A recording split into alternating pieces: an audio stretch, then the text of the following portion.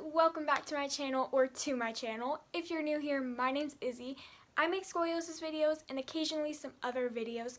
Today's video has to do with my scoliosis Instagram page. If you don't follow me there, you definitely should. I will link it in the description box below. So these are just my most commonly asked questions through DMs or comments that I get. If you have told me one of these or asked me or commented it, I want you to know that I am not annoyed and I'm not mad in any way. These are just questions that I do find a little bit funny, but I can see them being actual questions. It's just, to me, they are obvious, but I think that's just because I have been through it all, so I know the answer, whereas you guys might not. So let's just get straight onto the video. So question 1 is probably the funniest and also the question I get the most. So the question is, do I have scoliosis? To me, it's just funny because just because I have scoliosis, it doesn't mean I know if you have it. Number 2, I'm not a doctor, so I cannot tell you whether you have something or not.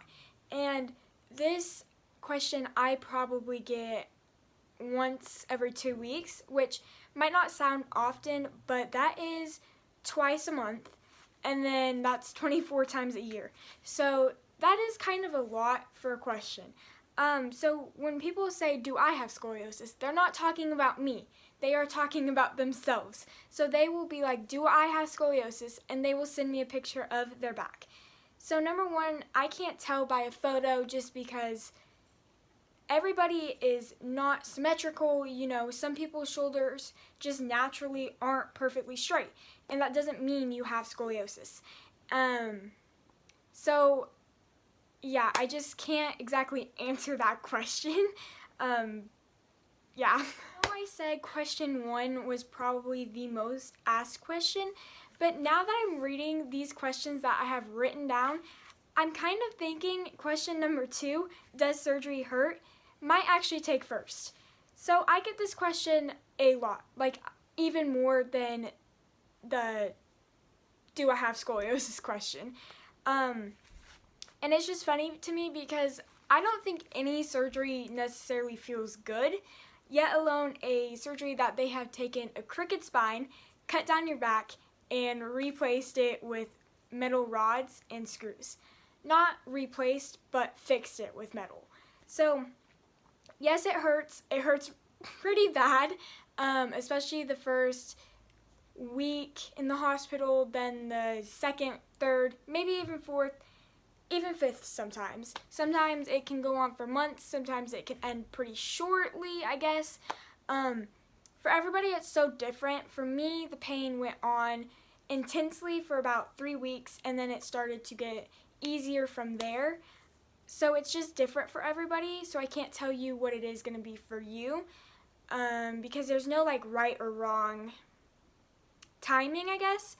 But yes, it hurts for everybody. Question number 3, can you bend? So this is a totally understandable question because, I mean, it is like a fear for people going through surgery that they won't be able to bend. I totally get it because when I was going through and finding out I needed surgery, this was a question that I needed to know.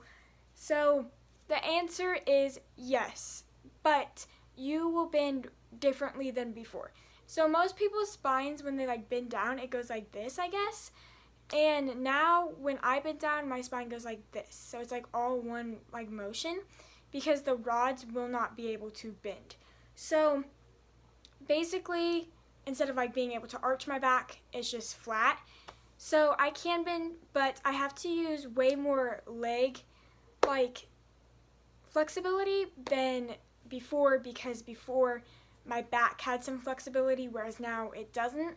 So sometimes when I pick things up, I have to squat more and bend down instead of just going straight down, just because it's so hard. But I did get to a point after surgery, about 3 months post-op, and I could touch my feet completely to the floor Now I can't because I haven't been working on it. I'm only like that far. But if you work at it, you definitely can get it.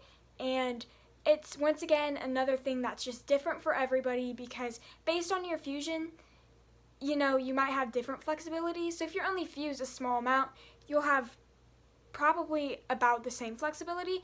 But if you're fused more into your lumbar down low, it can become harder because that is where the motion will come from. So if you're fused like T4, L4, it might be a little hard, but it definitely is not impossible. So these two questions are kind of tied together. The first one is, do the rods come out?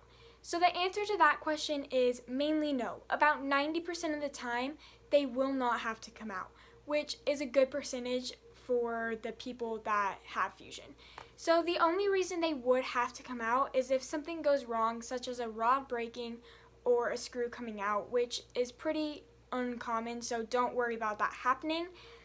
They hope that if that did happen and you had to get them removed, that your spine would be fused. So that's why most doctors have a limit of how much you can do, such as bending restrictions, jumping on trampolines, stuff like that, so your spine can get a full fusion before anything like that could happen. Because if they did have to take those out, hopefully your spine would be fused, so then they wouldn't have to replace it with new metals. They could just take it out and your spine would be straight. The second part of this question is, can you feel your screws or rods? So I can, on the outside of my skin, if I touch along my back, I can feel screws. I don't think I can feel rods, but I definitely can feel screws. That's another thing that's so different for everybody. I think for me, it's just because I'm so skinny that they just poke right through my skin.